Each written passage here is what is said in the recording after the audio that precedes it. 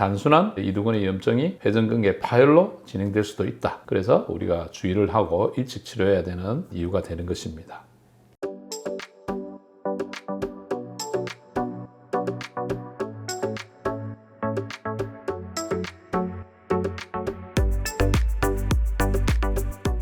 안녕하십니까. 임종인 정형외과 TV의 임종인 원장입니다. 오늘은 어깨의 통증 중에서 이두근의 문제로 생기는 질환들을 한번 생각해보는 시간을 가지도록 하겠습니다. 우선 이 이두근이라는 것은 우리가 말하는 알통 근육이 쭉 올라가다가 어깨 쪽으로 들어가면서 두 갈래로 나뉩니다. 좀 길게 올라오는 장두근, 단두근 이렇게 두 가지의 인대로 뼈에 부착을 하게 되는 것입니다. 그래서 여기 모델을 보시면 이 상골 뼈가 있고 로테이트 카브이라는 회전근개라는 네 가지 근육이 앞쪽에 있는 그 견갑하근하고 극상근 그 두 개의 근육이 이제 붙는 사이를 장두근이 지나가게 됩니다. 이 사이는 이 붙는 부위에 뼈가 좀 튀어나와서 결절이라고 이렇게 이야기를 하는데 그 사이 홈이 이렇게 파여 있어서 그 홈을 지나가서 쭉 아래쪽으로 내려가면서 인대가 근육으로 연결되는 것입니다. 그래서 원위부는 팔꿈치를 살짝 지나서 요거를 조면이라고 그럽니다. 요걸 근위부에 이렇게 부착을 하게 됩니다. 이 상완 이두근의 기능은 우리가 섭식근 이렇게 이야기도 합니다. 섭식근이라는 게 밥을 먹는다는 것이죠. 밥을 먹으려면 일단 팔을 들어야 되고 안으로 내전해서 가져와야 되고 팔을 다시 회회전시키는 기능을 수행을 하게 됩니다. 그래서 이것이 문제가 생길 경우는 든다든지 던진다든지 민다든지 하는 기능의 장애를 초래할 수가 있는 것입니다.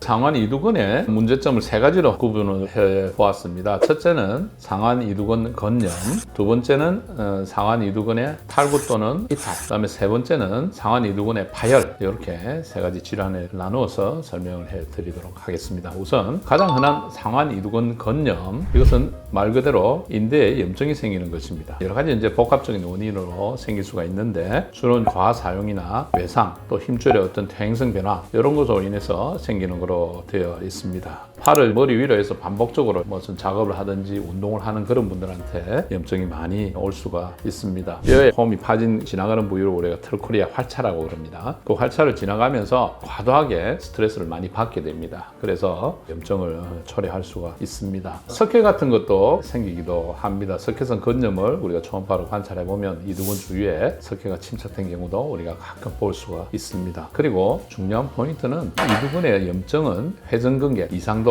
같이 잘 초래한다는 거 이거 꼭 명심을 해야 되겠습니다. 이두근염의 증상은 어깨 앞쪽으로 해서 통증을 많이 호소를 하게 됩니다. 우리가 움직일 때마다 염증 부위가 좀 이동을 하면서 아픈 부위가 변하는 그런 양상을 보이는 게 특징이 되겠고, 팔을 올리거나 뒤로 이렇게 젖힐 때 통증이 있다든지, 옷을 이제 입고 벗을 때 물건을 뭘 들 때도 찌릿하면서 아프기도 하고, 밀거나 당길 때도 당연히 통증을 호소하게 되는데 손이 저리다 이렇게 호소하는 분도 가끔 있습니다. 이두근염의 검사와 진단 방법은 스피드 테스트 혹은 요로가슨 테스트라는 게 있습니다. 팔을 펴서 이렇게 손바닥 위로 해서 올리고 검사하는 사람이 좀 눌렸을 때 저항을 주면 이쪽에 통증을 호소하는 양상을 보이고 있습니다. 진단 방법은 가장 흔한 것은 엑스레이 찍어보는 건데 엑스레이는 사실 큰 변화가 없는 게 보통입니다. 물론 회전근개에 문제가 있는 경우는 좁아진다든지 퇴행성 변화가 오는 걸 우리가 볼 수가 있지만 이두근의 염증 자체는 일반 엑스레이에서는 전혀 이상이 없는 거로 나옵니다. 제일 중요한 거는 우리 의학적 소견이고, 초음파를 했을 때 이두근을 쭉 따라서 참출액, 즉 이렇게 물이 차서 부어있는 현상을 볼 수가 있습니다. 그래서 환자들한테 제가 설명할 때는 그 물이 차는 걸 제가 보여주면서 이거는 이두근에 염증이 있거나 회전근개에 문제가 있다는 것을 암시하는 것입니다. 이렇게 제가 설명을 드립니다. 물론 가장 정확하고 좋은 검사법은 MRI입니다. MRI는 이두근염뿐만 아니라 어깨 전체에 있는 회전근개, 뼈 이런 것도 우리가 자세히 잘 볼 수 있기 때문에 좀 더 세밀한 진료를 위해서는 MRI가 꼭 필요한 것입니다. 건염의 치료는 일반적으로 우리가 하는 보존적 치료에 잘 반응을 하게 됩니다. 그래서 물리치료, 약물치료, 도수치료, 체외 충격파, 주사를 이용한 치료. 주사는 DNA, 콜라겐, PRP 그런 류의 재생주사를 저는 많이 사용을 하고 있습니다. 중요한 건 회전근개 문제를 같이 동반해서 오는 수가 많기 때문에 회전근개에 만약에 이상이 발견되었다면 그 회전근개 이상을 치료하는 것에 준해서 건염을 같이 치료하면 됩니다. 문제는 염증이 이제 많이 진행된 걸 우리가 방치하고 놔둘 수가 있습니다. 초기에는 그냥 놔두면 낫겠지 하고 방치하다가 이 염증이 심해지면 두꺼워지고 들어가고 지나는 그 길에서 그 그루브라고 그랬는데 트로코리아 활차 부위에서 움직임이 많아지면서 결국 어깨도 안정감을 잃게 되고 스트레스를 많이 받고 그러면 결국 그 주위에 있는 견갑하근이나 극상근 이런 것도 좀 손상이 돼서 파열될 수가 있는 것입니다. 그래서 단순한 이두근의 염증이 회전근개 파열로 진행될 수도 있다. 그래서 우리가 주의를 하고 일찍 치료해야 되는 이유가 되는 것입니다.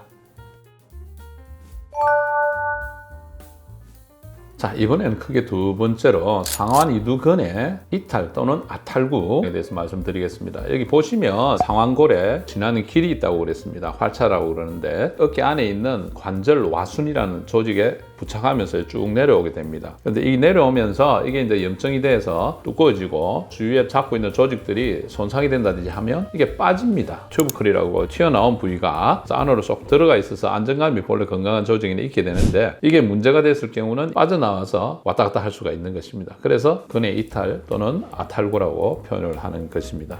단독적으로 이게 아탈구만 딱 되는 경우는 대상을 받아서 이게 아탈구 되는 경우는 있지만 보통은 근이 아탈구 될 정도의 진행이 되어 있는 경우는 회전근개에 문제가 동반되는 경우가 많습니다. 이건 굉장히 오랫동안 진행된 경우거든요. 그래서 회전근개 문제로 인해서 생기는 증상들이 주증상으로 나타나게 되는 것입니다. 이 아탈구만 있다고 한다면 일반적으로 증세가 심하지 않으면 보존적 치료에 반응도 잘하고 그냥 지내는 분들도 많이 있습니다. 단지 회전근개 문제점이 심각할 경우는 수술적 치료도 필요할 수가 있습니다. 크게 세 번째로 상완 이두근의 파열입니다. 대부분 장두근이 파열되는 것입니다. 이쪽 떨어진 부위에 근육이 볼록하게 튀어나옵니다. 그래서 이게 이제 뽀빠이 변형이라고 합니다. 치료는 보존적 치료, 그다음에 수술적 치료 이렇게 나눌 수가 있습니다. 자, 수술 방법이 두 가지가 있습니다. 하나는 이두장근을 절제수 차라리 끊어버리는 거. 두 번째는 이두장근을 살려가지고 다른 쪽에 구멍을 뚫어서 고정하는 방법. 그래서 이런 환자들은 꼭 수술을 해주고 그런 기능을 복구시키는 게 필요하다. 그렇게 생각을 해주시면 좋겠습니다.